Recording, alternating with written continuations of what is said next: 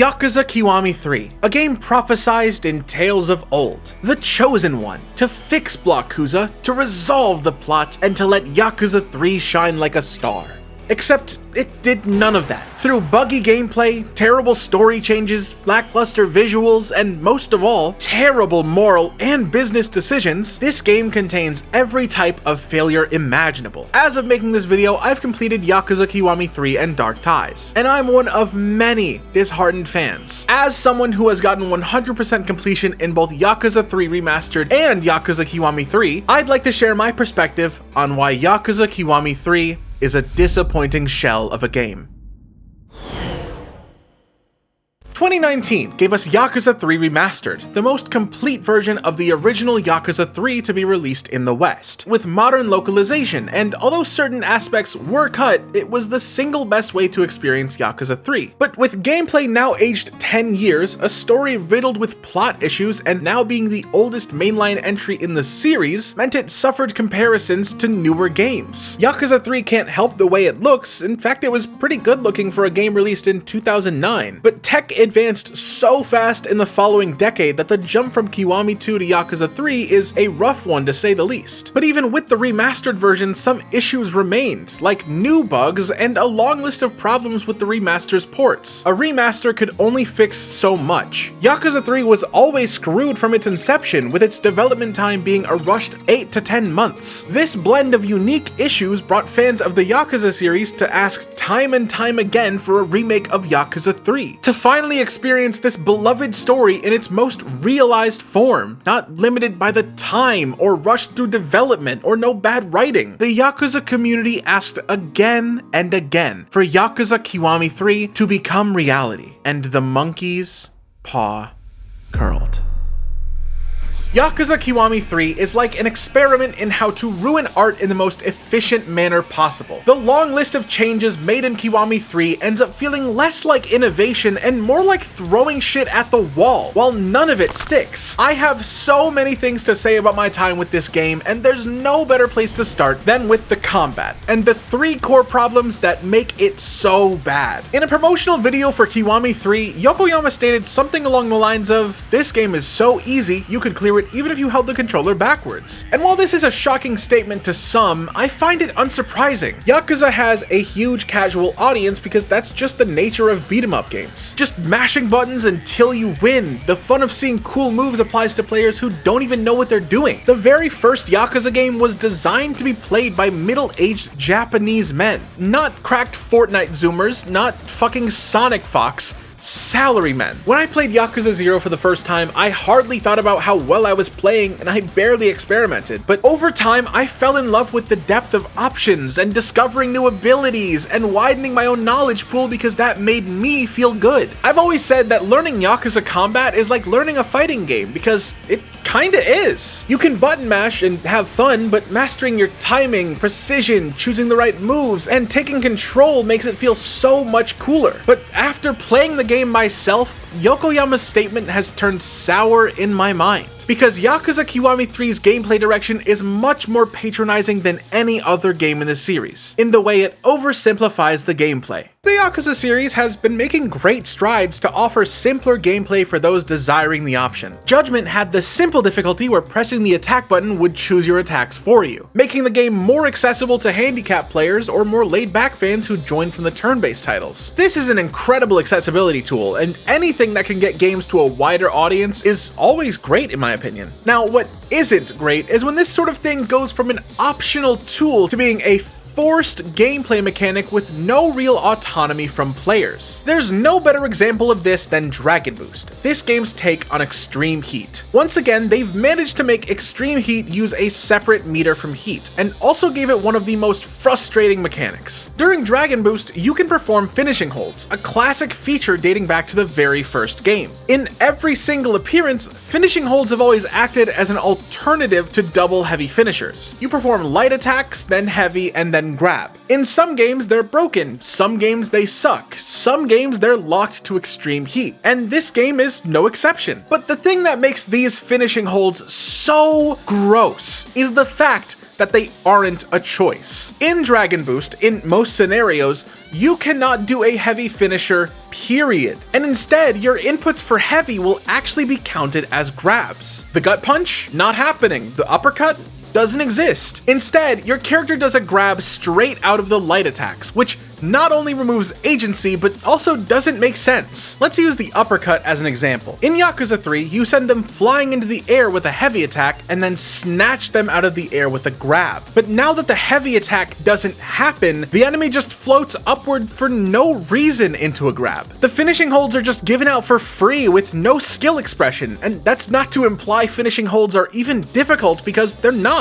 There's no hard timing. They've always been too easy. Just look at Yakuza 5. But this makes me question, who was this change even made for? This doesn't help casuals use a difficult mechanic, it just takes away agency from players and gives everyone the exact same forced experience. Another thing that I forgot to note in Dragon Boost is that all of your attacks have a really strong magnetism effect, and you'll just get sucked into whoever the game feels like targeting, forcing you to basically always do the finishing holds. But this idea of a free move also brings into question one of Dragon Boost's core features, the Dragon Finisher. In Dragon Boost, just before the meter reaches 0, the game will let you use the Dragon Finisher. The Dragon Finisher is just an automatic heat action that auto-locks to a single target for massive damage. And also, I want to note they didn't even make a new heat action for the Dragon style one. It's just the old essence of Dragon King, which was actually original to Yakuza 3 to be fair, but where that version was earned through difficult training and only worked on stunned enemies, this is unlocked by default and is used in every fight. At the very least, the Ryukyu one is cool and new, but whatever, what's one more heat action gone? The Dragon Finisher isn't earned. You don't need to do anything. It'll always pop up near the end of Dragon Boost. Add that to the fact that it auto-locks and you have the most brainless move in the entire game. It's actually so brainless that it loops back to being funny because it can totally trivialize certain parts of the game. Like for example, the Master Kame Hit Me sub-stories where it's meant to be difficult to hit this guy because he's constantly dodging. But since the Dragon Finisher is free and auto-locks,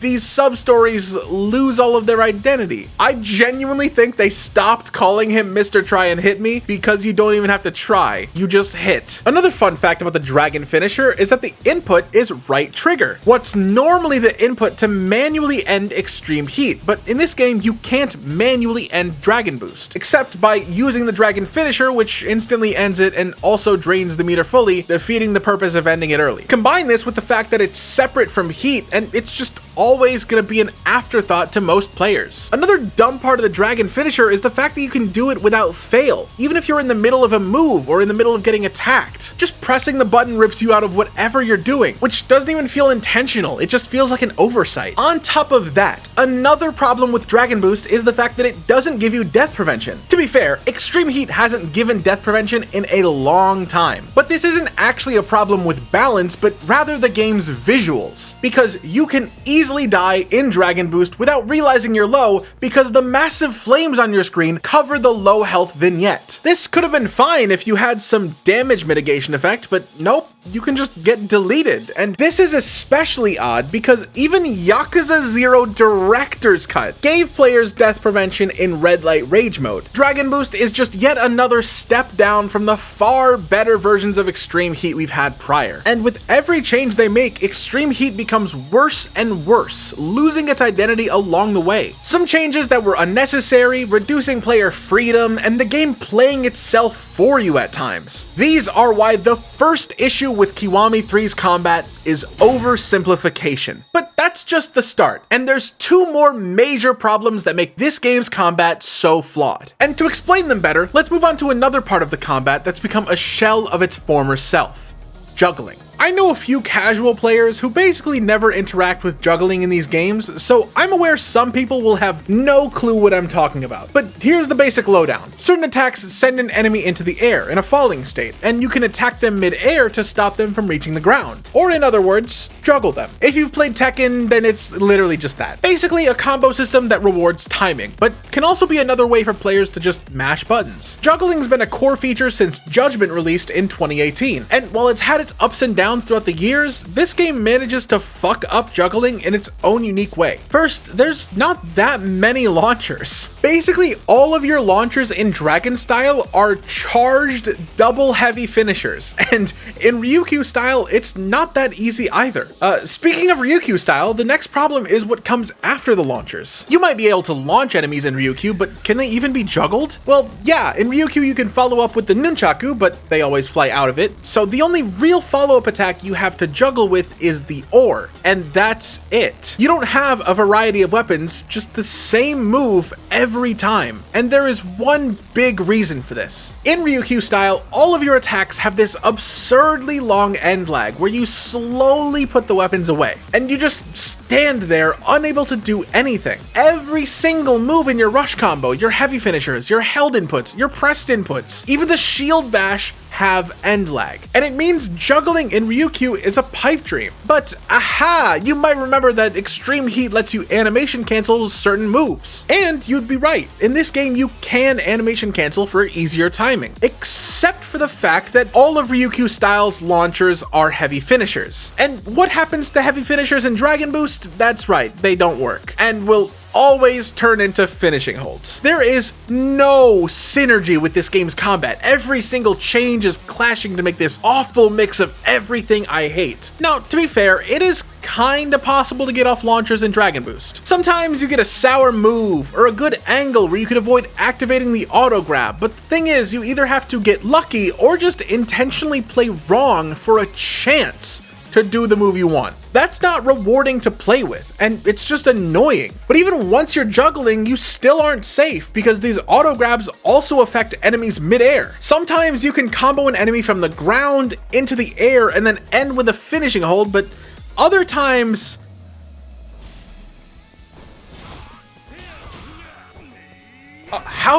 what the fuck did his body do? Fucking, I hate this. Yeah, this game's held together with Elmer's glue. And it's not like this is a rare occurrence. This happens basically every time when you're fighting bosses, because they have a special limit on how long they can be juggled, which itself is a whole different problem. But this is so repeatable that I did it on basically every boss in the game for fun, which also leads me into my next big point on the combat. Nothing works. When you juggle enemies, sometimes they get sucked to the ground if you attack too early, and God forbid you juggle next to a wall because they'll fall down every single fucking time. The worst part about these juggling issues is that in Dark Ties, none of this happens. This is exclusively a Kiwami 3 thing, and Mine doesn't experience any of this. And it's not just juggling. So many aspects of the combat feel like they had zero testing, the most obvious being taunting. After Pirate Yakuza gutted taunting, Kiwami 3 finally gave us back a real taunt, once again providing heat and also enraging enemies. And even though the amount of heat is pretty minuscule, it's totally workable and not the end of the world. What truly baffles me is how taunting destroys this game's AI. I'm no expert on taunting, so let me know if this has ever happened before, but when you taunt some enemies, they will taunt you back. Makes sense, sure, but what isn't normal is they can do this infinitely. Most of these enemies are mini-bosses, like Coliseum fights and Reaper fights, who usually can't be enraged, so you can just run behind them and start a free combo while they're trapped in the animation. But that's nothing compared to how taunts break weapon-wielding enemies. If you taunt any regular enemy holding a weapon, for some reason they don't have a rage animation at all. Not only that, but they just don't become enraged and instead freeze in place for a few seconds and then return to normal. But because they can't get enraged, this is repeatable infinitely, meaning you can just permanently stun lock enemies with weapons with zero downside and also filling your heat bar. And of course, this combined with the enemies that taunt back makes so many fights into complete jokes. On top of taunting, this game introduced a new ability in the skill tree, an automatic grab counter, once again leaning into that idea of making everything way too simple. But it actually goes deeper. If you don't have this skill unlocked,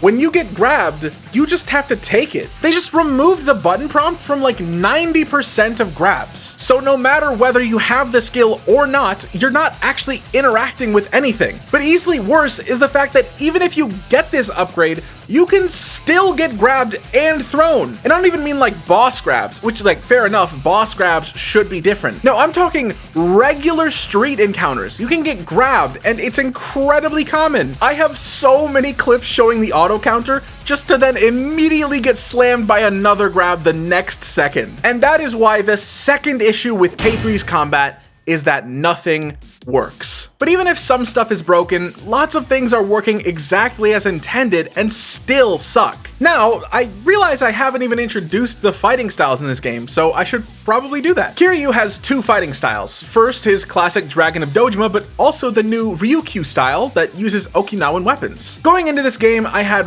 one question though. Yakuza 3 originally had a wide pool of weapons you could use, but K3 ditched that system in favor of creating a weapon-based fighting style. So the question has to be asked, is Ryukyu style interesting enough to justify removing weapons? Well, the simple answer is no, obviously not. Even with what, like 8 weapons, Ryukyu style is just outnumbered by the dozens of weapons we had before. That's not to say Ryukyu style is shit. It is, but that's not the reason it's shit. Ryukyu's attacks are a mix of many weapons. Your light attacks are with spear and shield, your heavy finishers are with Sai and Kama, and plus you have Tonfa for heavy, grab is Tekko, then 3 more weapons for held inputs too, which for some reason they insist that every fighting style needs those 3 held inputs. Ever since Gaiden, they just keep asking how can we make a held input for light, heavy, and grab before pulling out the most useless bullshit imaginable. At the very least, in Gaiden it was funny, but like, bro, why would I need another grab in Dragon style? Who is this for? Anyway, the held inputs for Ryukyu are all pretty shit. There's light, which is nunchaku, the heavy is the ore, which is actually pretty useful, and then grab is the Sudajin, which is either the most useless move or the most useful move, depending on how you use it. As for the rush combos, the heavy finishers have launch and knockback properties, but they can also cause bleed, which I never found useful, except it did make a few awkward moments where fights just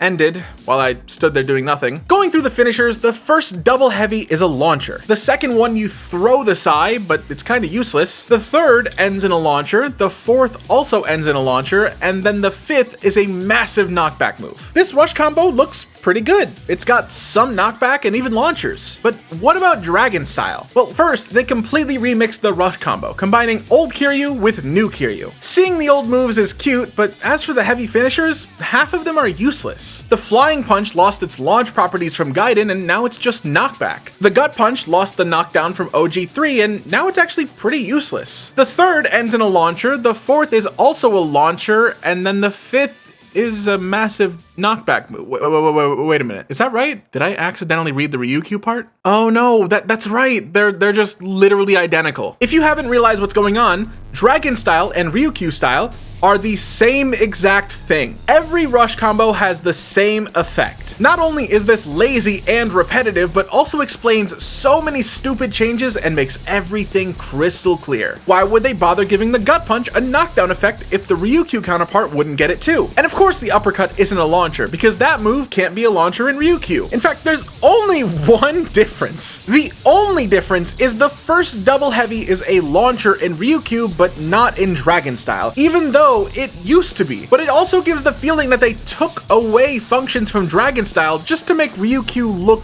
less shit. Going down the list, the second double heavy does nothing, the third is a launcher, the fourth is a launcher, and the fifth has knockback. These rush combos are identical, which in essence just makes Ryukyu style into a worse Dragon style with nothing to set it apart. This is a problem because it implies Ryukyu style was designed with the goal of not making anything. Why even bother making a second fighting style if it's just the same thing again? Surely it's better if they're like drastically different for diverse gameplay. But that's where RGG seemingly lost the plot with the combat, because they've moved on from making specialized or interesting fighting styles, and now every style has to be able to work in all situations like a Swiss army knife. And a side effect of that is that they're afraid to make a fighting style too unique. They didn't make a new cool rush combo, there's no new tech to explore, no sick tricks to learn, they're just copy-pasted cookie-cutter experiences. And I do want to also note this game's skill tree. it's pretty shit. You can unlock a total of 48 abilities, but most of them are useless. 3 of them are Cuisine Connoisseur, but now it actually boosts healing from items, which I think might be new. Feel free to correct me though. Even then, there's so many skills where you have to purchase the move and then a separate upgrade to make it stronger, like the Beast combo, the Agent combo. Then there's upgrades for each of Ryukyu Styles weapons. This skill tree is also barely even a tree. I don't get why they even bother making it look like this. Maybe it's to make it less obvious to the player how little there is, but this is pathetic as far as skill trees go. Also, one funny thing you might notice is that almost every skill in this tree is identical to Mine's skills in Dark Ties. Obvious stuff like the second heat bar or increased Dragon Boost or Dark Awakening, yeah, but also moves that are perfect mirrors, like the Evade Strike heat action, the Hold Square heat action, the final heat action where you taunt 3 enemies. Except, oh wait, there's 3 of them, because apparently Kiryu's styles both needed their own skill. Now I do like these moves, but this huge mindset of railroading all of the combat options into one thing all the time every time makes the gameplay very repetitive. I don't want to do the same thing every fight, but it also speaks to how utterly uninspired the gameplay decisions are for these characters. Because in essence, they made 2 cookie-cutter templates for characters, put them in different costumes, and call them unique experiences. Don't get me wrong, I love a good comparison. I love the whole 2 sides of the same coin shtick, but that's clearly not what this is. Because Kiryu and Mine are way too similar in their design, but also they couldn't even stop themselves from copy and pasting when making Kiryu's fighting styles. When the whole point of giving a character multiple fighting styles is that they're different styles! And speaking of doing the same thing every fight, 2 words: heat actions. Don't get me wrong, some of the new heat actions are sick. The Ryukyu taunt one is cool. There's a new heat action using a pineapple and it's pretty charming. It's a funny idea and it even restores health when you drink the juice, which is cute. But what I'm talking about is how little heat actions there truly are. Over the more recent beat 'em up games, the amount of heat actions has dwindled to a very small amount and the options just keep getting smaller. Pirate Yakuza suffered from this issue, but at the very least you could make up the excuse that Majima has less heat actions unique to him, I guess? But in Kiwami 3, there is just no excuse for Kiryu to have such limited options when there are hundreds of existing heat actions to be used. Kiryu doesn't even have a heat action for downed enemies in Dragon style, which sucks, but it's even more annoying because they gave him one in Ryukyu style. So they know it's a useful skill. The cigarette heat action got cut, the introduction of Dragon Boost also took away some of the heat actions that were exclusive to Extreme Heat, and of course, the Dragon God heat action was turned into the Dragon Finisher. And on top of a lack of heat actions, this game's seamless heat actions, although a neat idea, were clearly not made with care. Certain new heat actions were created with a seamless transition to make a smooth flow during gameplay. This, in theory, is awesome, but that's assuming they're good. Performing a seamless heat action in Kiwami 3 leaves you at the mercy of whatever map geometry you're next to. And in the case of the parry heat action, this camera work is just shit, even without the clipping. Now, let me be clear, I do think the seamless camera work does provide something new, and at least in Dark Ties, it felt like it smoothed out the combat experience into a nice loop. But that's just the thing, the combat feels like a loop, because I have to use the same 3 goddamn heat actions all the time. Maybe I'll do the Hold Square heat action, or the Evade Strike one, or mix it up by swapping to Ryukyu just so I can hit the downed enemy. Heat actions have started to feel like an endangered species in the video game series quite literally built off of them. And it's incredibly annoying that they've not only been reduced in quantity, but also quality. And that's why the 3rd issue with K3's combat is the repetition. The moves are all the same, every fight plays identical, and so many skills are just taking up space in a skill tree that feels more like a skill bush.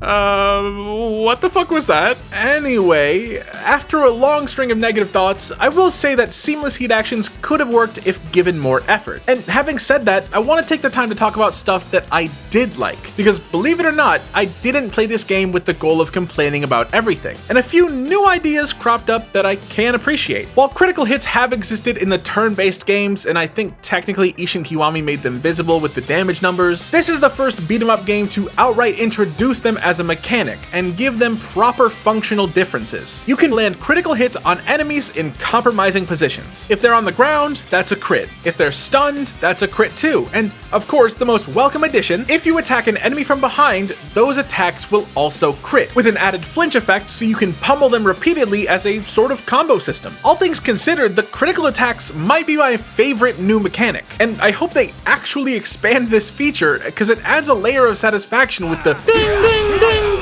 ding ding ding, and it acts as a great combat tool, especially with how lacking the juggling is. But most of all, the back shots are a really engaging mechanic for the boss fights. And speaking of boss fights, let's talk about a major gameplay mechanic they introduce: deadly attacks. Deadly attacks are the newest take on mortal attacks, or mortal reversals, and this version might be the best. In previous games, you have to dodge a super slow telegraphed attack and follow a button prompt. But instead of before, where you're basically railroaded into always dodging and then having this super slow-mo with a super big button prompt telling you, hey, here's how you play the game, by the way. Now the deadly attacks aren't as telegraphed, they don't cause the slow-mo, they don't have the big button prompt, and it feels more fluid because of it. And I'm not sure which options have been in previous games, but with the deadly attacks, you can dodge and do a counterattack, you can perfect guard, and my personal favorite, you can actually just tiger drop. And none of them feels like the correct answer. It feels like you get to choose depending on the scenario, which is how I feel mortal attacks should have been. I do like that you can risk it all on a deadly attack and land the coldest tiger drop ever witnessed, compared to before where you just spam dodge and get handed the counterattack for free. The deadly attacks are cool, and I like that the bosses only get them once in heat mode. And yeah, that's another thing. In this game, bosses can enter and exit heat mode throughout the fight, and this has a range of effects. When a boss is in heat mode, they have added flinch resistance, status resistance for stuff like stun and bleed, resistance to most launchers, and can only be juggled for a few hits before falling. When they're outside of heat though, they're a lot more vulnerable, so it creates a good back and forth where you lay into them, then in heat mode you have to play more cautiously. I do like this concept where the bosses themselves basically have a heat gauge to counteract your own, and deadly attacks are kinda like their version of a heat action. In practice, this ends up a little intrusive. With how hard juggling is already, the added juggle resistance is annoying. I also wish there was a way to see how close they are to an aura break. It's really just a guessing game for me. Also, I don't like that they can enter heat mode in the middle of your combos. Losing their heat aura should let them be like really vulnerable, and I even say make them stronger in heat mode to balance it out. But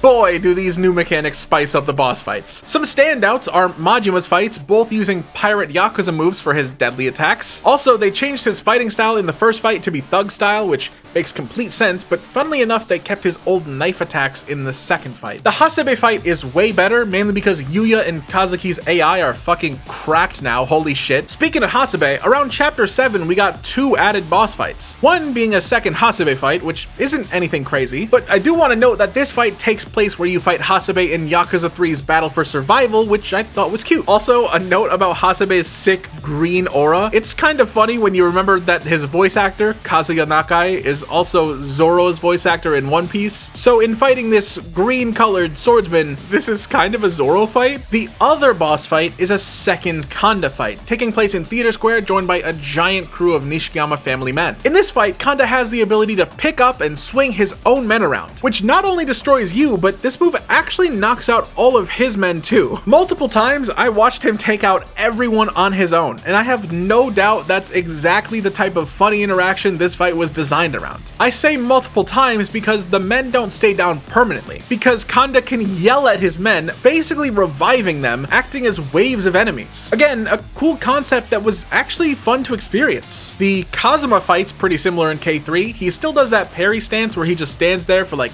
10 seconds. But ironically, it's better to intentionally get parried now, because you could just land a perfect dodge on whatever move he sends out and break him out of parry stance with a heat action, so I guess that's an accidental improvement? Listen, I'm trying very hard to find the positive before I rip into the negative, so give me a break here. Finally, there's Mine, a fight that in the original game is considered one of the best final bosses in the series. This version of Mine is very different from the original, as it makes use of Mine's moveset and skills from Dark Ties. But it's important to note that actually a lot of his skills were inspired or directly taken from his boss moveset in Yakuza 3, so it's actually not that different. He no longer has like 4 different heat modes modes, instead just no heat, regular heat, and then Dark Awakening. Mine activates Dark Awakening at low health after the QTE, and he becomes a huge threat. His deadly attack can catch you off guard, his flying knee is super fast, and of course, he can still heal. All things said, I do think this fight's good. Are there things that can be improved? Probably, but I'm actually chill with this. And now let's flip the script, because I want to go over the stuff that I didn't like in the boss fights. First is Lau Ka Long, who was easily one of, if not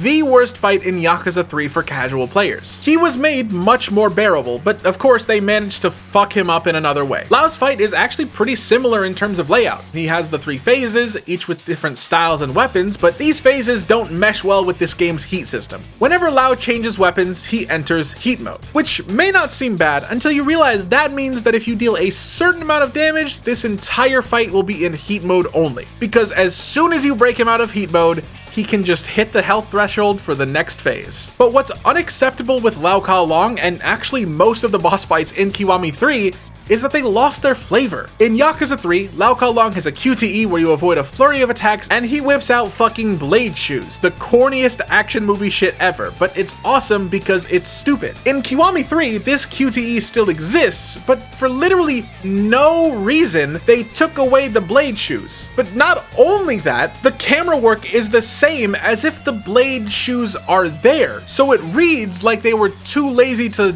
add like a single little knife model into his foot. Plus, take Richardson's final fight. In his original QTE, he normally says, "Go to hell." Go to hell. And it's fucking hilarious, but now he's completely silent.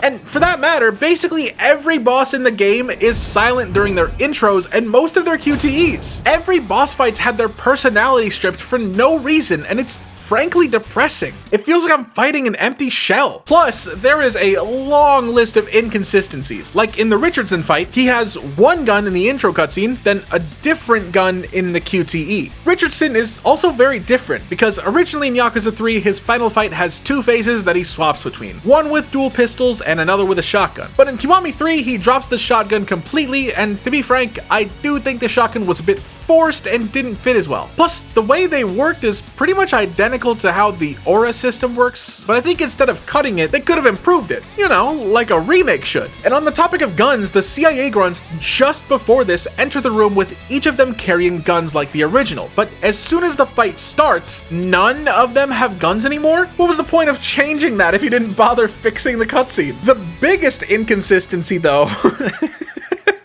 the funniest inconsistency happens with Kazama, where before the fight, you show up in your Okinawa outfit. Then, during the fight, you're still in the Okinawa outfit, but then after the fight ends, you're in the red shirt for no reason. Then, finally, after leaving the club, you have on the Kamurocho outfit for the rest of the chapter. Did they just not test this cutscene? This entire part of the game takes place with you wearing the Kamurocho clothes, so maybe they just didn't like do enough testing with the whole like, you know, dual outfit system, but like, that's the whole point. You have to test it. They didn't test it at all. Anyway, there's probably a lot more, like how Mine lost his giant golden gun, but that's all for the boss fights. This game also does a lot to differentiate the minor fights by completely redesigning certain sections, and also adding in a hefty list of brand new fights. And I'm of the opinion that most of the new minor fights are welcome additions. First, you have the Nishida fight in Chapter 1, which technically makes him the first boss fight instead of Majima. There's the new Tamashiro family fight we got in the demo. Again, I like this addition. It characterizes both Rikia and the Tamashiro way earlier. Then there's some added CIA fights leading up to the first Richardson fight. These fights combine well with the police roadblocks to really make it feel like the city is out to get you. That atmospheric point in the original game always felt interesting to me, so I do appreciate this a lot, actually. They also changed the long battles. Tamashiro's got some minor changes, but the Kanda long battle feels super different. With new fights, a bunch of new encounters you can find behind the doors, like a sumo wrestler practicing in secret. There's some lady who gives you a massage. There's also an added fight against those 3 Nishikiyama family guys we see all the time. Then another fight against a slippery Yakuza that reuses a bunch of moves from one of the turn-based enemies. I actually love this addition. Then the Lau Ka Long battle, the Lao Ka Long battle, yeah, that's been moved around to make it feel more fluid. They removed that weird chase sequence in the middle, but added in a new fight against this aura farming officer on a bike. I wish this was a QTE, but still a cool moment. And that's not all for the triad, because now in Chapter 9, there's an additional triad fight, with the officers looking to avenge their dead leader. The actual fight is fairly simple, just a massive crew with a variety of weapons. Definitely makes Chapter 9 feel more substantial, so overall I'd say it's welcome. But on the topic of Chapter 9, let's talk about the diet building fight. In the original Yakuza 3, the diet building fight had this unique concept where the outer bounds of the arena would be the ring of men holding riot shields. But the fun part is that the ring would move with you. In Kiwami 3, the ring doesn't actually move, which is sad, but also this fight is just so much more annoying now. In the original, you just fight enemies with a weird mix of weapons like stun guns, but now a large majority of them use the riot shields. And if you thought you were playing Yakuza before, buddy. Not only that, but since the ring doesn't move with you, you'll constantly bump into the riot shields, and they will flinch you all the time. Literally such a painful fight. Next is the final long battle in Toto Hospital, which had a wide range of changes. First, the intro fight used to have that same moving arena, but now it's just a regular fight with a giant group of dudes. This one matters less to me though, since at least the riot shields had a reason to surround you. Next, there's the Hakuho captain, who now uses a sword instead of knuckles, and also isn't a dickhead anymore. Anyway, there's one more added section right after the final Richardson fight where you take on a giant crew of CIA agents. Some of them assault rifles, some of them have rocket launchers. Pretty interesting batch. Definitely a weird spot to throw in a new fight, but it's all excused because now we get to see Kiryu shoot down a fighter jet with a rocket launcher from kilometers away. Just don't think too hard about what happens when the jet hits the ground. And also the fact that Kiryu just killed an employee of the US federal government. I guess hashtag beast mode. And what a great send-off that is, because that's all there is for major fights and gameplay changes. This game does some neat things to set itself apart from the original game. And while there are a lot, and I mean a lot of horrible changes, there are tiny sprinkles of really cool ideas that if given the attention they deserved, they could have made something unforgettable. Unfortunately, the gameplay of Kiwami 3 is just bleh. So many pointless abilities, removed agency, and messy integration just tanks the experience. And it wouldn't even matter if all the enemy encounters in Kiwami 3 were meticulously crafted set pieces, because they'd still be victims of the game they're in. And to you, still watching this video, whether or not you agree with my points, it's worth pointing out you've been watching this entire time. So clearly you enjoy videos about the Yakuza series, and if you want more of those, then go ahead and subscribe. And with the gameplay out of the way, let's discuss the story. And a disclaimer that this part will have major spoilers. Yakuza 3's story has always been a bit divisive. Whether it be the pacing, poorly explained plot points, or just oddly written scenarios, there's always been a long-standing desire for Kiwami 3 to be the first Kiwami game to give proper attention to story changes. Because for those unaware, Kiwami 1 and 2 didn't really change their respective stories that much. With Kiwami 3 though, the story changes ended up being a double-edged sword. I've gone ahead and categorized all the changes into 3 different sections. What's new, what's been cut, and finally, the consequences. Or as I'd like to phrase it, the good, the bad, and the ugly. As for new additions, this game added a bunch of new cutscenes and changed the context of others, and as a whole the plot is improved. And by that I mean the plot. The duality of Tamiya versus Suzuki is way more readable in this game, with added scenes introducing Tamiya and Suzuki back to back in Chapter 3. There's now cutscenes showing Suzuki's ties to Hamazaki, and by extension the Snake Flower Triad. And this leads into the diet building fight getting a proper setup and explanation. And then there's another cutscene showing Suzuki directly working with Mine and Toma. And on the flip side, Tamiya's famous info dump in Chapter 9 has been slightly reworked to be a little shorter. But now he yaps for like 4 minutes at a time before asking if you want a break. But the thing is, he does this like 4 different times, and it gets really annoying because like, what am I gonna do? I'm locked in his office with nothing to do but listen to him. On top of Tamiya himself, his secretary Toma gets an additional scene giving a speech in Okinawa, and you save him from a group of thugs, which maybe makes Toma less forgettable. Then there's the Ryudo boys. The earliest change is in the shopping arcade, where we get a new version of the flirty lady plus the new Tamashiro family fight we saw in the demo. There's now also a better build up to the Tamashiro long battle with a new cutscene depicting Saki's abduction. In the Kamurocho section, hanging out with Rikia is now mandatory, and it now ends on the tattoo sub-story also being integrated with the story, which was 100% the correct move, but the events were slightly altered for a different tone. And also the combat encounter was remixed, but that ties into something else later. So outside of the recasting of Rikia and Nakahara, the Ryudo family story is pretty much the same. But now it's time to leave Okinawa and take a look at how this game affected the characters of Kamurocho. More specifically, the Tojo clan officers. Majima gets, I think, one new cutscene, and Kashiwagi gets stuff tied to side content, so I'll move straight ahead to this game's third and final recast character,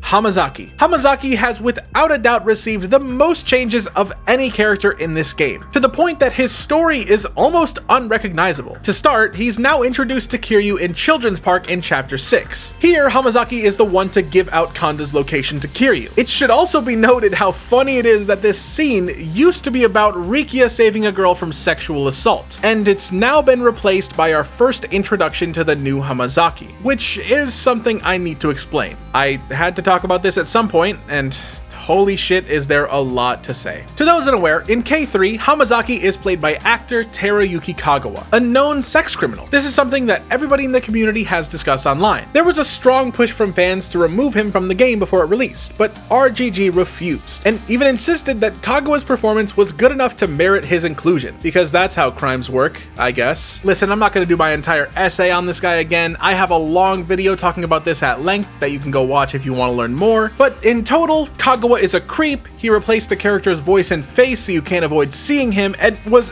actually hired because he's a creep. That's a direct statement from the game's director Ryosuke Hori, by the way. I'm not kidding. Anyway, going into this, I had one thing in mind. Why did they try to use Kagawa's acting ability as a shield to deflect from the controversy? And also, is his performance even gonna be good?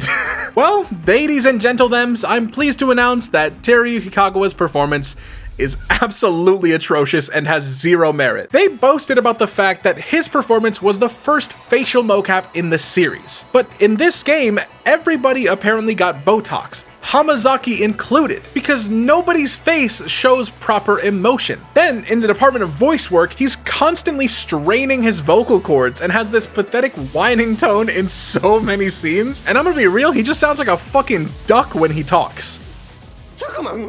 あんたらが今まで日本人からぼったくった分からすりゃ安いもんだ。なに足りなくなったら店の権利書もらうだけだ。 Which also leads me into the final point about Hamazaki.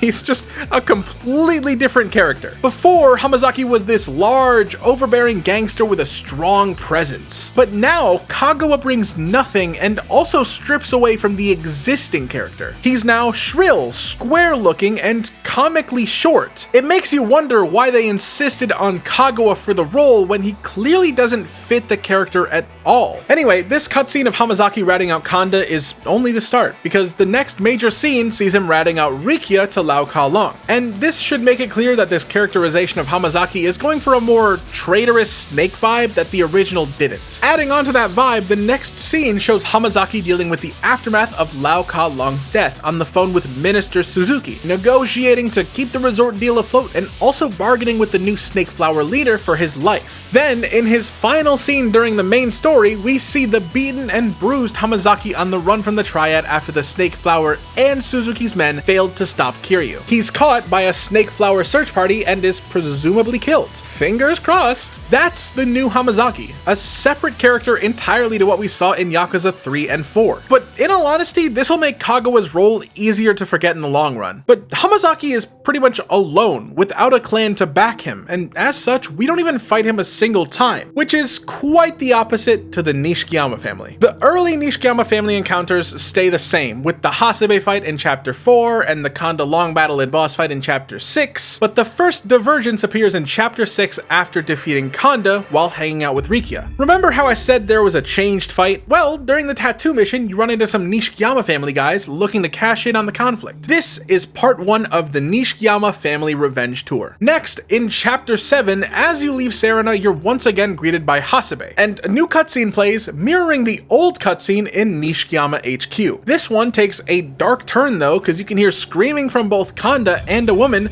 followed by silence. Kanda leaves the room, and it's revealed that he strangled a woman to death in a fit of rage, and this is without a doubt the most distasteful scene in the entire game. Some people might claim the murder scene is to alter the perceived image of Kanda to be more villainous, but he was already a villain. I mean, he's a pathetic, sick sex criminal. Of course he's a villain. What player would need that spelled out for them?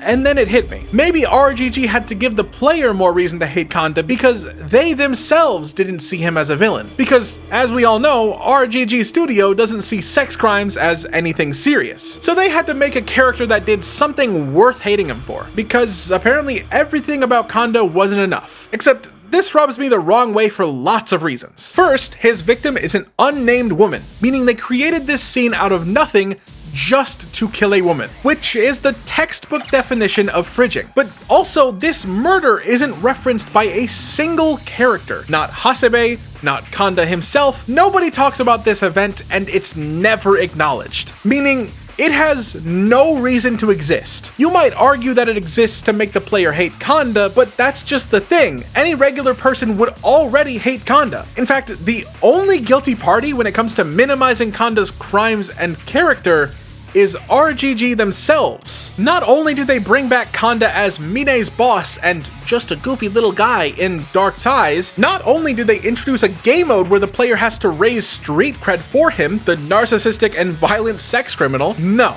The most insulting thing of this entire conundrum is that Kanda is given to the player as a crew member in the legendary baddie game mode. The game mode dedicated to building a gang of girls and keeping the streets safe from men like him. And of course, right alongside Kanda is an equally tone-deaf Hamazaki. It gets to a point where you can't call these coincidences, and I say we've reached the threshold. The fact that RGG constantly writes women as pure plot tools or motivation machines, the fact that RGG hired a known sex offender on the basis that he's a sex offender, the fact that RGG made it a point to basically create the RGG Experience Simulator, where the player launders a sex offender's reputation, and the fact that, and I'll get on this point later, RGG can't take their own story of women's empowerment seriously and instead hijack it to insert characters that defeat the entire purpose. This all just reeks of misogyny. Anyway, this is all unfortunate because, like I said, this Kanda fight is actually really cool. It could have easily been written into existence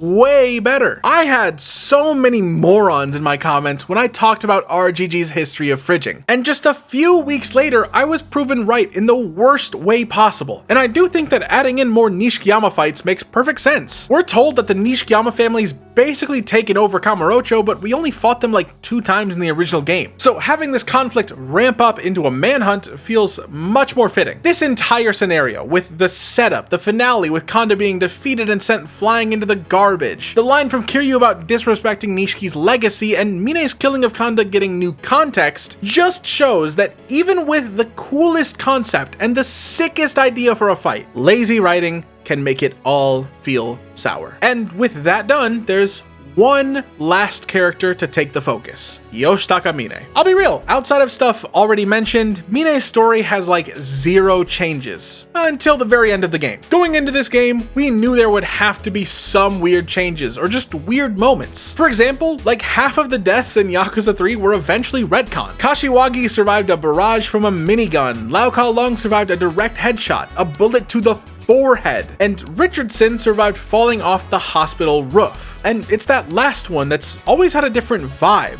a different feeling, because of its implications. Don't get me wrong, all of these characters being alive is bullshit. In a better written series, they'd be super dead. But Yakuza games are written like soap operas, and these characters returned as minor roles with completely new identities, so in a way, there is a degree of separation between the 2 lives. But no, Richardson's death retcon is different because he wasn't the only man who took the plunge. The end of Mine's character is a powerful one. A perfect footnote on a pretty messy story. An emotionally vacant Mine found purpose in serving Daigo, a man he deemed perfect, and when Mine comes to realize the pain he's caused, he atones by taking his own life in an effort to save Daigo's. It's frankly the perfect tragedy, a great finale for a great character. And this story arc is the part of Yakuza 3 that's always been fondly remembered above all else. So of course they had to ruin it. There's no funny way to describe the events that take place, so I'm just gonna factually recount the ending of Kiwami 3 because it's so unbelievable. Mine decides to jump off the Toto Hospital roof, taking out Richardson and atoning for betraying Daigo. But before Mine can die from the fall,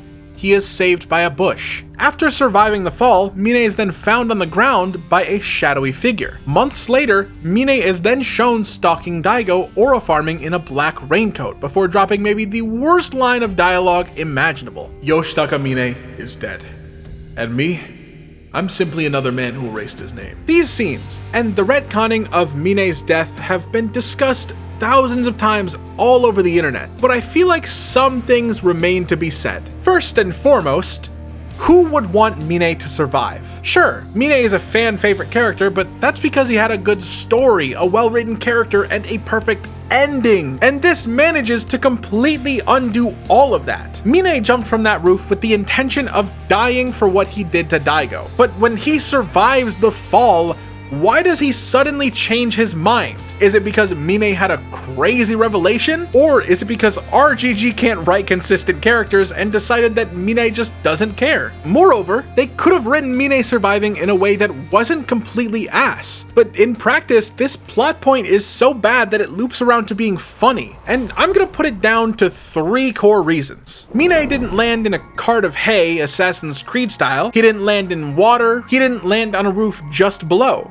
Mine survived the fall by landing in a bush. Believe me, there's been a lot of bullshit in this series to explain characters surviving the impossible. But in what world does this work? This is the first problem with Mine's survival. It's simply not believable. There have been characters in the past that cheated death, but those characters had other traits that at least saved the story from crumbling. Most of the time, their survival at the very least served the story. But for Mine, the plot's already done, the game's over, and his character's finished. So why even bring him back? Well, the next problem is the why. The reason that Mine was brought back. As Mine lies unconscious on the pavement, a shadowy figure approaches. None other than Yoshimura, the Daidoji agent from Like a Dragon Gaiden. It's implied that some time passes, and then we see Mine stalking Daigo outside a bar. He bows, nearly blowing his cover, and in the following scene, Mine drops the edgy man who erased his name line. Hey, so quick question. Why is Yoshimura here? Did he just hang around the ground floor just in case someone fell off the roof and miraculously survived? Like, if he was here because of the conflict between Kiryu and Mine, why would he be waiting on the ground floor? And also, why would Mine willingly join the Daidoji? It's not like he has the same blackmail potential as Kiryu did, and they even let him walk freely because he almost blows his own cover, so why did Mine join? And of course, all of these points lead into the second reason Mine's survival is bad. The Daidoji suck. For the past decade, the Daidoji have been this constant hindrance on story progression and limited the stories of the games, only for them to hardly be concluded as an antagonistic force. In Gaiden, it was cute to get a glimpse into the daily life of Special Agent Kiryu, and then it was assumed that infinite wealth would permanently kill off the Daidoji plotline. But then the game just kind of forgot they existed by the end because the Daidoji's presence would have made the game worse. The sad side effect though is that this means the Daidoji weren't properly written out, and were always gonna return at some point. Infinite Wealth genuinely ditches the Daidoji halfway through, and it was better off because of it. So then why reintroduce them in Kiwami 3? Well, the leading theory is that RGG is crafting up some new bullshit. Yes, you heard that correct. Masayoshi Yokoyama threatens to write another Yakuza game. With the cast of villains abducted in Gaiden, plus now Mine, I believe RGG is setting up some weird Sinister Six storyline for Like a Dragon 9. And the most damning evidence is actually in one last cutscene that I have yet to mention. Kiwami 3's post-credit cutscene is identical to the original in Yakuza 3, with Kiryu getting stabbed by Hamazaki. Right? No. In Kiwami 3, we see Hamazaki about to stab Kiryu before a mysterious figure reaches out to stop him. None other than Yoshitaka Mine. Now, we have no clue when this scene takes place. If this is like a week later, then how is Mine walking around and recovered from the gunshots he took, and also under the influence of the Daidoji? But on the flip side, if this takes place like a month or two later, why is Kiryu still in Kamurocho? I mean, he literally has kids waiting in Okinawa. So which timeline makes the most sense? Either way, that's the least problematic part of this scene. Hamazaki is shocked to see Mine's alive, but Mine just ignores his questions. He goes on about how they're similar or something, before convincing Hamazaki to not stab Kiryu. The scene ends with Mine extending an invitation for Hamazaki to join the Daidoji. And with that, this game has gone from a remake to a completely different timeline. Hamazaki stabbing Kiryu is such an important moment for the Yakuza series as a whole, but just to be safe, let's recap the chain of events. Hamazaki stabs Kiryu. Hamazaki is sent to prison. Saejima is sent to that same prison. Hamazaki uses Saejima to break out of prison. Saejima then acts out the events of Yakuza 4. But without Hamazaki, who would manipulate Saejima into escaping prison? This one change just flat out makes Yakuza Kiwami 4 impossible. And to that end, Yokoyama directly stated that Kiwami 3 is the last Kiwami game, and it's obvious why. But even then, this ending doesn't match up with the story beats of Yakuza 4, a game that directly follows up on a few character arcs, including Hamazaki, Daigo, Haruka, and Kiryu. With this fracture in the storyline, Kiwami 3 is so disruptive that players are better off not playing it and instead play the original. Except they removed Yakuza 3 Remastered from all digital storefronts. And the only way to get Yakuza 3 Remastered on Steam is through the full series bundle. They are intentionally making it as difficult as possible to get this game. But this fracture talk all loops back into Mine's retconned death. And the third and final reason it's bad. The character in this cutscene is not Mine. I don't mean he got replaced by a body double even though he is wearing Junki Han's clothing. No, I mean the dialogue of this scene does not match Mine's character in the slightest. Hamazaki, you don't need to stab Kiryu, he's already doomed. You see, he doesn't actually love his children, they're like prison to him, and he actually hates being a father. Now come join the Daidoji because for some reason they want you. The spineless rat who can't do anything right, can't fight, lost all of his political connections, and is probably being hunted by the Triad still. Come walk with me down the wrong path.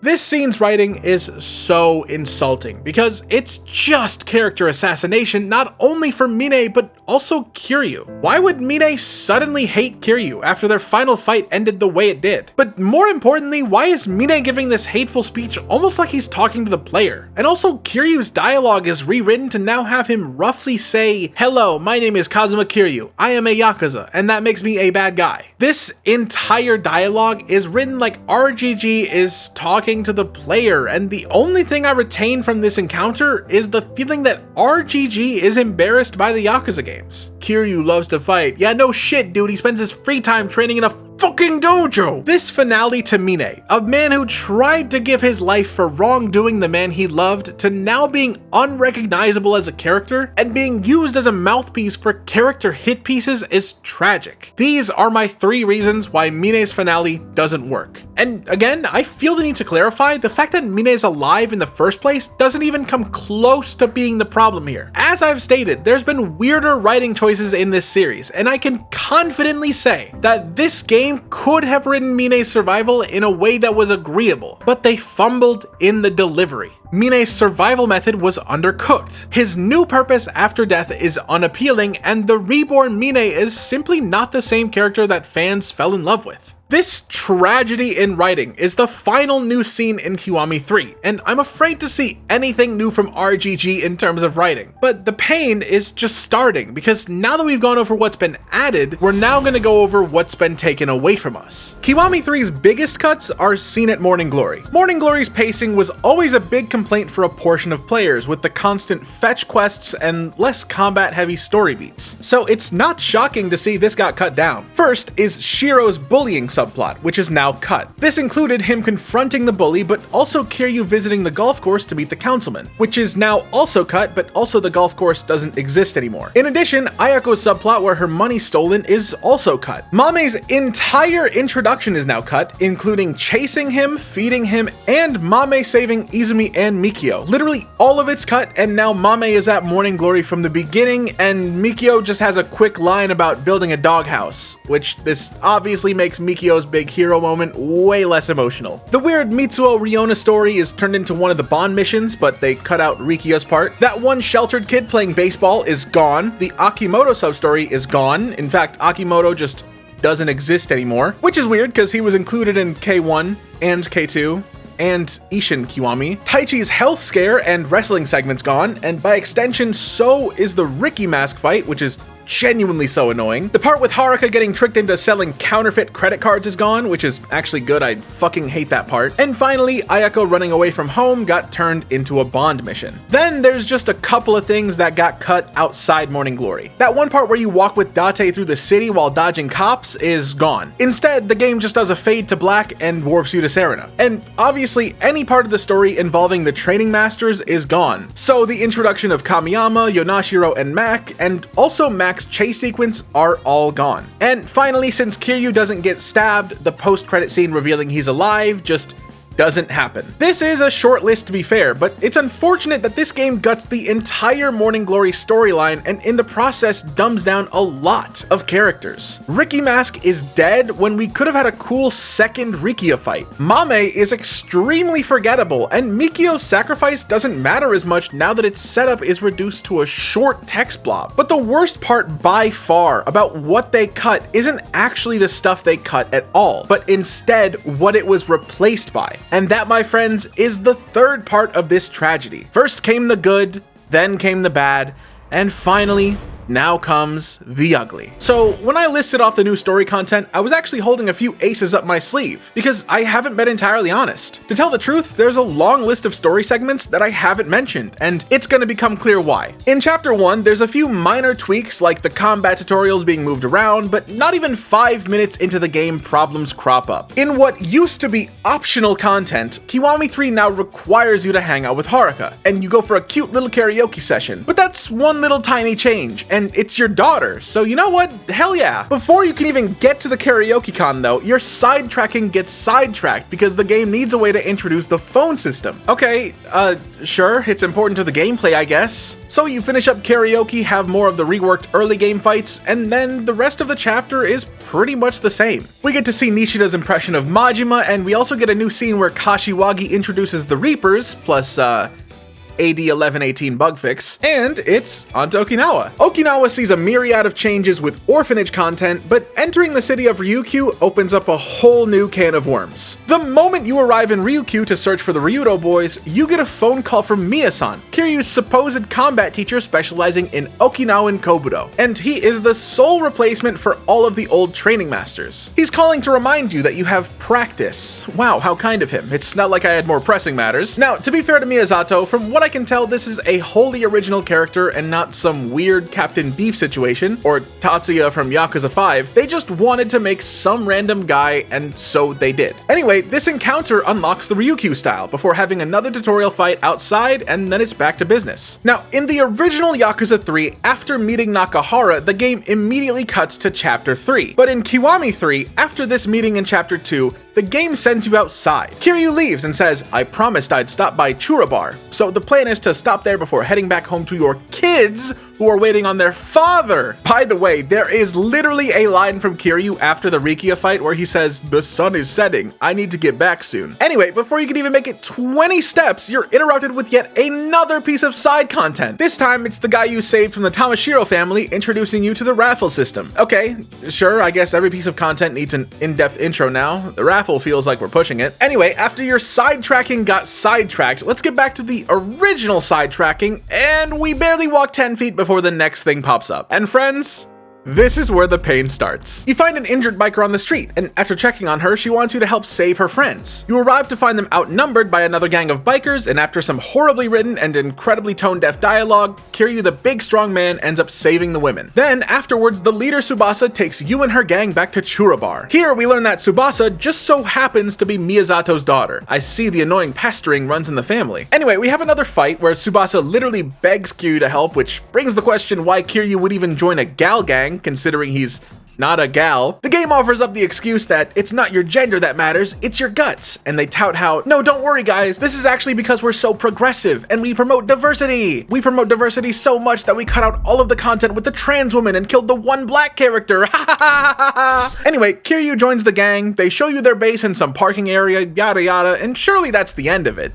Wrong. Keep in mind, it's already been maybe 30 minutes, and that's being generous. Next, you have to recruit 10 members to the High Side Girls gang to progress the story, and only then are you allowed to continue, with even more High Side Girls. From here, you have to complete the first mission and take on a rival gang's base, then have a long story section, have even more dialogue with the gals, and then finally, you are released. In terms of padding, this is already terrible. We're being dragged around for miscellaneous stuff constantly, and none of it's related to the story. And this is par for the course with Yakuza. Over the span of the Yakuza series, the games have slowly gotten filled with more distractions, I'll call them. These are padding, or story scenes purely for introducing side content and minigames, and this is by no means new, but that doesn't make it okay. I love Yakuza 0, but it's still annoying how much the real estate and cabaret modes cut into the story when you're just trying to play the game. And that game was released over a decade ago, so they've been doing this for a while. The past few games have had a weird problem in Chapter 2, and specifically Chapter 2, in like every game. It's this point where the story has your attention, and so now they just shove everything they can in front of you, almost like they're desperate to prove there's content in the game. This is something I like to call Chapter 2 syndrome, and it's prevalent in Gaiden, then it's incredibly bad in Pirate Yakuza, and then it's here in Kiwami 3, and it's even bad in Dark Ties, a game with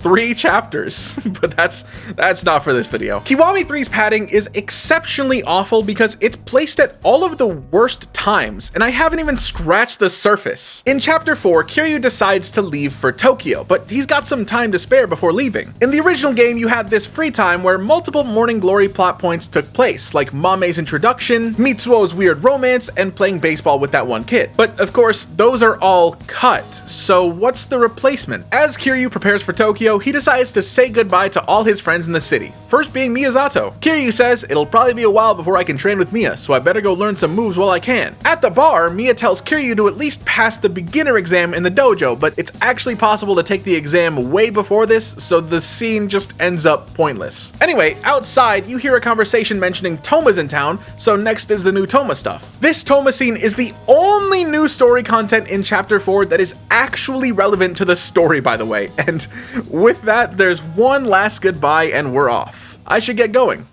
What else did I need to do here? Oh, right. The High Side Girls. No, please don't do this to me.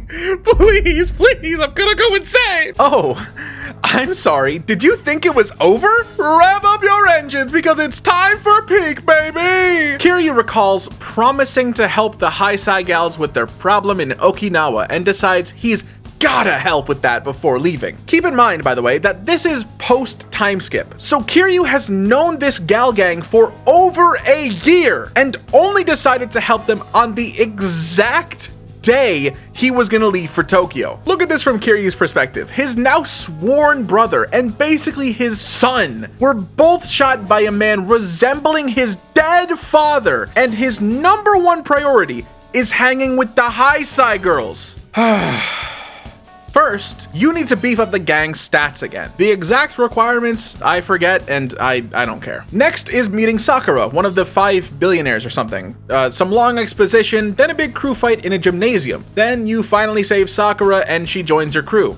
Yeah, we're not done. Next, you have to raise your gang's rank again and recruit even more gang members. And fun fact, the bonus characters do not count toward the member count because you only unlock them after getting 20 members. Holy shit! After all of that though, you now have to do yet another story segment with the next big bad. This time it's an even longer battle segment, then finishing with yet another sob story, followed by recruiting the GOAT himself, Dog Boy. And so finally, the long-winded padding of Chapter 4 is finally done, and the player is set free. And just in case my retelling made that seem like a quick detour, that entire section just now from beginning to end is like 90 minutes! 90 minutes of pure slop. Zero engagement, 100% hell. No excitement, no joy, not even surprise, because as I said, this kind of sidetracking is nothing new. RGG somehow invents new ways to waste your time every game. People complain about Chapter 4 being filler in Yakuza 3, so they thought to themselves, let's show these fucking idiots what real filler looks like. Sure, the Morning Glory stuff from before could be slow or annoying at times, but the children are characters relevant to the story, and those events had lasting effects. Whereas this is just pointless garbage that nobody wants to do. That's why the padding is the ugly. The fluff shoved in every gap RGG could find. They cut out charming story beats and gave us pure garbage as a replacement. And you know what? In the spirit of that, let's completely derail the video and start talking about what's important. The side content. The Yakuza games love their side content, and Kiwami 3 is no exception. Obviously, there's the legendary baddie mode, which needs no introduction, because it already had one lasting 2 hours total, but that's whatever. The general gameplay is split into two different types of fight: the generic team battles and the bike battles where you attack another gang's base. The team battles are super simple, just a gigantic crew fight identical to the crew fights in Pirate Yakuza. In fact, a lot of this mode is just a ripoff of the crew system. Then the bike battles just consist of you and your squads slowly working through warehouses, and once you've beaten them all, you're put into the final crew fight against that gang's leaders. Then during these fights, you can summon the baddie weapons like cars, animals, throwable weapons, etc. And beating crews will get you rewards like phone parts. In fact, that's actually the reward for almost everything in the game, just phone parts. Fun fact, the final gang you can unlock in this game mode is the Amon Riders. Yes, there's an Amon biker gang, and this is one of two Amon fights in Kiwami 3. But there isn't an Amon fight in Dark Ties, meaning instead of a Mine Amon fight, we got this shit. As for the other Amon, he's unlocked by beating every Coliseum fight, which may sound like a lot of work until you realize that this game cut down the Coliseum to just 9 tournaments, most of which are just the same repetitive fights. The first one is to defeat the Bronze Fighter, the second is defeat them using Dragon style only, and then the third is using Ryukyu style only. And then these rule sets repeat for all of the other tournaments. The only truly unique fight is the final Gold Championship fight, where you fight 3 enemies at once, each using Lau Ka Long's different phases. And if you played IF7 in Yakuza 3, this is essentially that fight, but remade. Except, you know, IF7 and Minamida don't exist anymore. This Coliseum is just pathetic though, and this is a serious decline in quality from previous games. But it's especially weird when you think back to Gaiden, a fairly recent game having one of the most praised Coliseum modes in the entire series, to then having Pirate Yakuza, which tried something new, and while it wasn't great, it was still experimental, to now having this shit. The original Yakuza 3's Coliseum is so rich with a bunch of weird tournaments, weird rule sets, like the one where you can only use punches, the one with the bouncy ring and the sock'em boppers. The old Coliseums had that system where you fight random characters, there were tag fights, there was a side mode where you can fight story bosses. You can even fight those in tag fights with Majima as your teammate. Yakuza 3's Coliseum is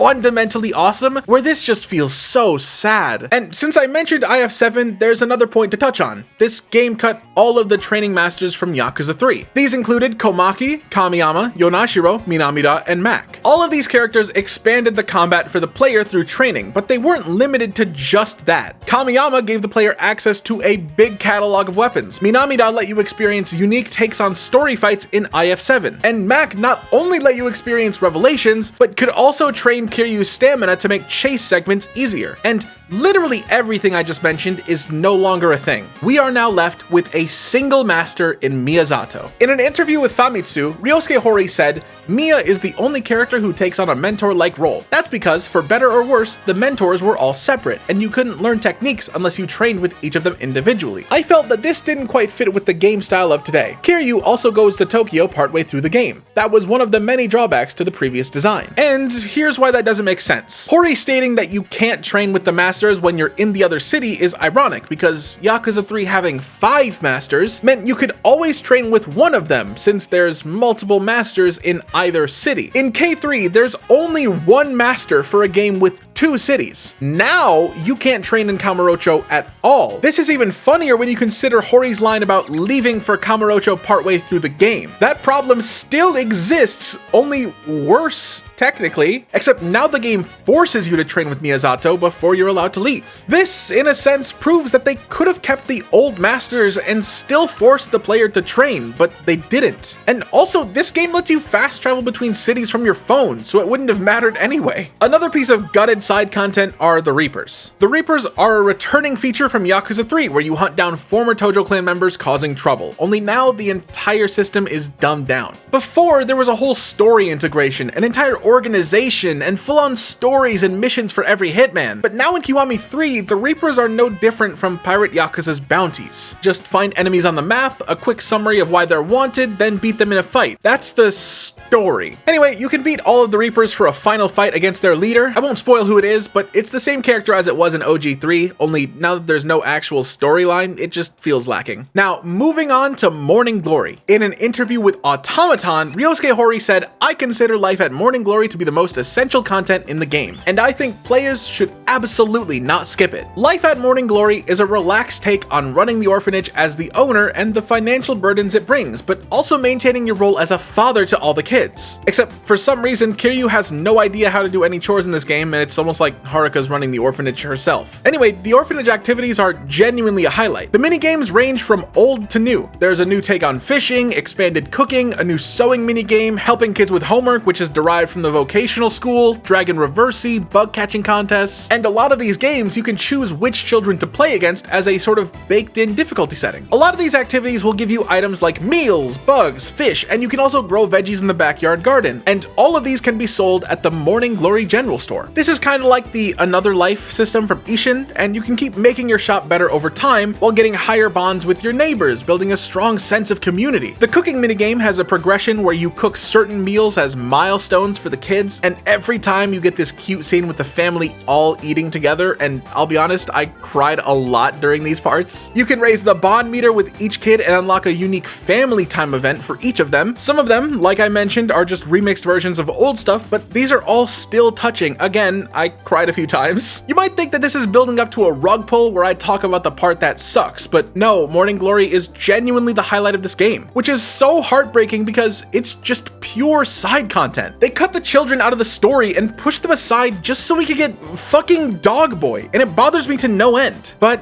where Morning Glory shines with its family time events, the sub-stories are a different story. Kiwami 3's sub-stories are pretty trash, and also few and far between. Yakuza 3 Remastered brought a total of 119 sub-stories, and Kiwami 3 managed to quarter that amount down to 31. Now, some like to point out that some of the old sub-stories were actually split into multiple parts, and each part would be counted as its own sub-story, and while that is true and definitely contributed to the inflated 119 sub-stories, Kiwami 3 still has these multi-part sub-stories. Take the one where that scammer bumps into you on the street. In Yakuza 3, it's split into 4 different sub-stories, and each one has pretty much the exact same events, just each one has more guys to fight. Kiwami 3 brought back this sub-story, only now, not only does the guy not actually bump into you, which, side note, I'm annoyed at that, I thought the guy walking around the street was a cool event trigger, but this sub-story is still split into 3 sub-stories. Or how about this game's Mr. Try and Hit Me? You find him on the beach and have to fight him in, again, 3 different sub-stories. And so if we count these sub-stories together and also cut out sub-stories that are mandatory story beats, the actual amount of sub-stories in the game is 25. That is a pathetic amount of sub-stories, and that's without even analyzing their quality. Some of the sub-stories are good, like the new ice cream sub-story or the new take on the bridge jumper, but there are some real stinkers. There's a new one involving a fortune teller, but it's not the fortune teller from the original Yakuza 3 that turned out to be a scammer. No, instead it's a real fortune teller, exactly like the one from Yakuza 0. Actually, wait, no, this entire sub-story is literally a copy-paste of that sub-story from 0. She gives Kiryu predictions about his future, talks about his cancer, mentions Kiryu being a taxi driver, which is exactly what happens in the Yakuza 0 sub-story. Also, for a lot of these sub-stories, they're like 2 minutes long sometimes. And they said this isn't a faithful remake. Anyway, there's just a few new bad sub-stories, but that's on top of the list of old sub-stories that were cut. Yakuza 3 featured the Massage Club minigame. This was a super simple minigame that featured a balancing gimmick, kinda like the cooking minigame with salt, but less important than the minigame itself is the masseuse and her related sub-story. Ayaka the masseuse is a transgender woman who reveals such to Kiryu in her own sub-story. Ayaka is never made a punchline, she's never made into a dramatic stereotype, and her character exists alone, not hinging on her transgender identity as a crutch. She is first and foremost a masseuse who is trans. The massage minigame, her sub-story, and her character are all cut from Kiwami 3. And this is sad, but also isn't too surprising. First, I gotta clarify, hi, my name is Catherine. I am a transgender woman. I know, shocking. So I feel like I have a responsibility to be super accurate on this particular topic. So let's cover our bases. Ayana Tsubaki is a real Japanese trans woman whom Ayaka's based on. At the time of Yakuza 3's development, she had been a rising star. She's still doing big things to this day, and I promise this is not a joke. She's currently a big name in professional mahjong. But Ayaka's character was one of the time. If they replaced her with a generic new character without her likeness in the remake, well, that would be a little disrespectful to Tsubaki-san. The character of Ayaka is created around her image, and so in an effort to make something new, they decided to cut out Ayaka. But then if they cut out Tsubaki-san, a big name at the time in the late 2000s, if RGG were to add a celebrity in Kiwami 3, who would it be? I can skirt around the topic, but to anyone who's had the misfortune of playing this game, you know who I'm talking about, Akko-san. Remember when I mentioned Captain Beef? Yeah, so basically, Akko is the Captain Beef of Kiwami 3. Akiko Wada is a real-life Japanese celebrity. She's a talented vocalist who's been a successful TV show host for decades. In fact, her show, Akko ni Omakase, the one directly referenced in the sub-story, holds the record for the longest-running live TV variety show hosted by the same presenter. Holy shit, that's a long title. Basically, the point being, Akko is a major celebrity. So then if Akiko Wada is this superstar in Japan, why is this sub-story just constant glazing and the game repeatedly saying, oh my gosh, Akko-san, you are so cool and kind and generous and bold and humble. This is just another celebrity cameo to add to the pile, but it's in the same boat as Tatsuya in Yakuza 5, where it just barges in on the story, and while there's a chance you might be able to avoid ever activating this sub-story, you're probably gonna walk through the middle of the map at some point. So they put this sub-story there knowing damn well it'd be hard to avoid it. And I almost put this in the padding section for that exact reason. It's a pretty tame storyline where you act as a tour guide for Akko's special episode about Ryukyu, and the entire time, every single detail and event is specifically tailored to paint Akko as this perfect human with zero flaws. You end the sub-story at Chura Bar, where Akko even performs her own rendition of Baka Mitai, and then finally she gives Kiryu a couple of gear items and a gigantic golden statue of herself. Not so fun fact about this statue, once she gives it to you, this thing appears in your room in Morning Glory and will always be there forever. Anyway, that's not the end, because once again, Akko gets a second sub-story. You both go out for lunch while the game hammers you over the head with how humble and cool she is. Then you both take a trip down to the karaoke-con where she sings Baka Mitai again, this time the entire song and even with her own music video. Listen, I don't have anything against Akiko Wada, she can sing and her Baka Mitai cover is okay. But this entire sub-story has zero draw and only exists as a glaze fest. You can say that this sub-story hits different from the perspective of a Japanese person who knows about Akiko Wada, but compare this to other celebrity cameos or even parodies like Michael Jackson in Yakuza 0. In that game, sure, they're constantly glazing Miracle Johnson, but it's always the punchline. It's ironic, it's supposed to be funny, the game is well aware that all of these characters sound like asshats. You enjoy his character because he's weird, and the game rolls with it. But here, Akko has the character of a wet paper bag bag while every line of dialogue is trying its hardest to paint her in a good light, and it's just a little pathetic. And comparing this to what we had in Yakuza 3 with an emotionally driven sub-story with Ayaka where we get a glimpse of personal struggle to now having this snooze fest with no real value, considering what we had and what we got as a replacement, this just makes Akko's sub-story so sad. Anyway, since we talked about karaoke, may as well touch on the minigames too, fuck it. Yakuza 3 has a strong influence on the minigames of the series. It introduced karaoke, technically introduced bowling, and it also introduced golf. K3's karaoke is alright, except they didn't bring back Kamurocho Lullaby, the original karaoke song that started it all, and instead demoted it to being a phone ringtone. And the golf in Yakuza 3 had an entire golf course with multiple holes, but now it's just the golf center where you tee off from the same spot repeatedly. Also cut from the original are the 3 cabaret clubs, which is whatever, and the cabaret maker, which can rest in piss, absolute garbage, stay dead. For new editions, K3 added a few classic arcade cabinets plus the Game Gear with a bunch of emulated games, which is neat, but the last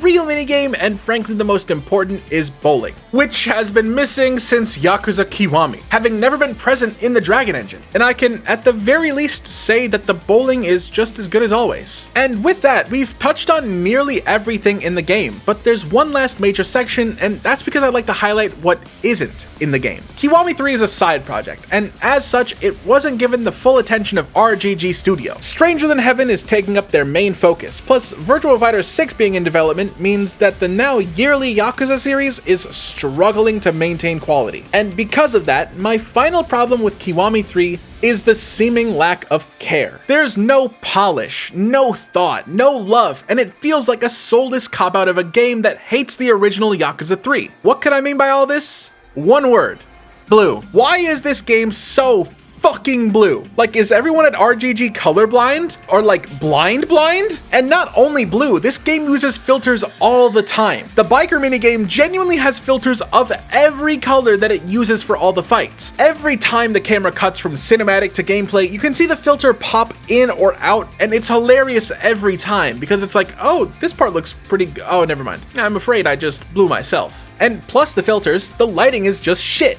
The in-game dialogues give every character this super unflattering lighting. In Okinawa, everything is blinding white. At sunset, everything's piss yellow, and at night, the sky is just pure black. They really went 0 for 3. It's genuinely depressing comparing some of the nighttime scenes to the original game, because there's just no skybox at all. And it's not just the sky. In high up places, you can see the buildings just end at some point. Like, they just stop existing, and you can almost see the map plane. This one hurts so much when you compare it to the original game. Like, how the fuck do you release it in this state? There's no clouds. Those were important to sell how windy it is up there. Genuinely, were any of these things brought up? Another sad point is the animation. Pretty much any cutscene from the original game reuses the old animation data. This creates funny parts like Haruka moving like a puppet, but it also destroys any facial animation. We saw this in Kiwami 1, where Kiryu only had one face he made the entire game, and that's just as true here. Whenever they reuse facial animations, the characters just lose the ability to emote. I've seen people say that the bad facial animation is a Dragon Engine thing, but it's not. In Yakuza 6, we saw Kiryu at his angriest, and in Gaiden we saw him bawl his eyes out. This game has a ton of emotional moments that are undercut by the lack of any emotion on all faces. Everyone got Botox and is constantly look-smaxing. Oh no, Uncle Kaz, the bad guys, they destroyed our home and hurt our friend. Silence, Taichi, you're not being very Sigma and it's spiking my cortisol. It's also funny, going back to the Hamazaki thing, they did facial performance capture for the first time with Kagawa, and he still has zero emotion in all of his scenes. Like, is the animation that bad, or is Kagawa's performance that bland? The list of broken shit goes on. The biker game mode has so many frame drops, there's this bug where Kiryu goes invisible, these lights in Purgatory come from nothing, the battle UI is shit, Kiryu's style swap animations are boring, the Dragon Boost flames look ugly, the style icons are ugly, the heat bar is ugly, the chapter intro screens are ugly, the audio mixing is awful at times, so either you can't hear the music or the city ambiance is deafening. And they took away Mine's golden gun and golden belt, but worst of all, they took away his Gatorade. If you were to time travel 1 year in the past, Yakuza Kiwami 3 is the most exciting premise there was. A slam dunk. the Bloodborne remake of the Yakuza series. As it stands, this is the only Yakuza game whose existence is a negative. Sure, Dead Souls isn't great, but it's a silly spin-off that dared to create something unique and also put in effort. And Pirate Yakuza might be odd, but it actually fared in creating a whole new traversal system and weird pirate stuff for the sake of fun first. Kiwami 3 didn't dare to do anything but cut, reduce, and diminish. I'm not a major voice in the remake fatigue department because I do believe remaking Yakuza 3 is a good idea. Of course, nobody could have predicted RGG Studio would be this stupid about it. Obviously, stuff would be cut and changed, but that was under the assumption that this would be a project that took effort. Kiwami 3 is the first remake that the majority of the fanbase will be experiencing with the context of the game it's based on. A small amount of the fanbase actually played the original Yakuza 1 and 2 first, and even less have played the original Ishin, so those games' remakes existed in a separate bubble for a lot of people, but this game is under higher scrutiny. The other 3 games got remade because the originals were simply inaccessible to entire audiences, meaning a remake brings it to modern platforms everywhere. But Yakuza 3 Remastered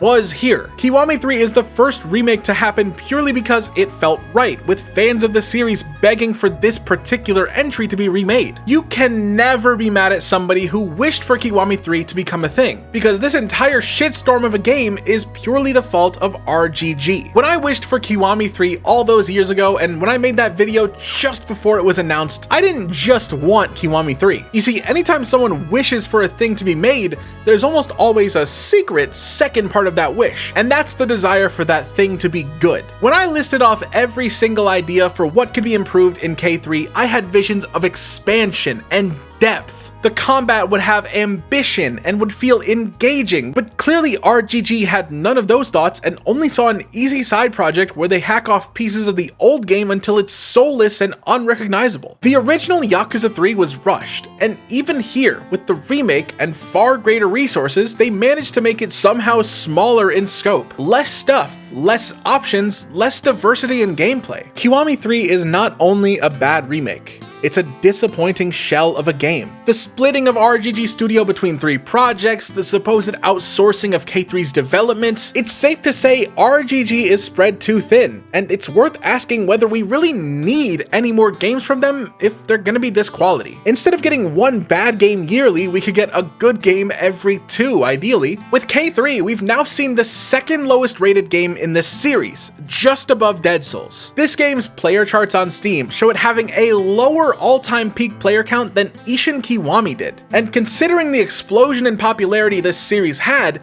that's an insane statistic. This game's performance is such a bummer because it had all the makings of a banger, but everything crumbled from every angle. There's no quick fix for K3, there's no single mechanic that you can change to make the combat good, and even if they had fired Kagawa before release, this still wouldn't be a good game. But this leaves me scared for Stranger Than Heaven. That game is the focus of the team's efforts right now, and if it turns out to be a success, then great. But if Stranger Than Heaven turns out less than ideal, then what was this whole mess for?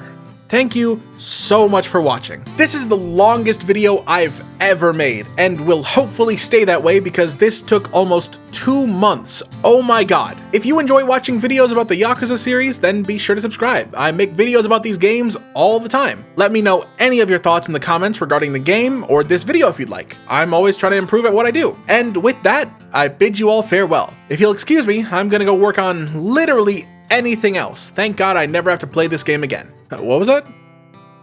There's a second game? Huh. So there is.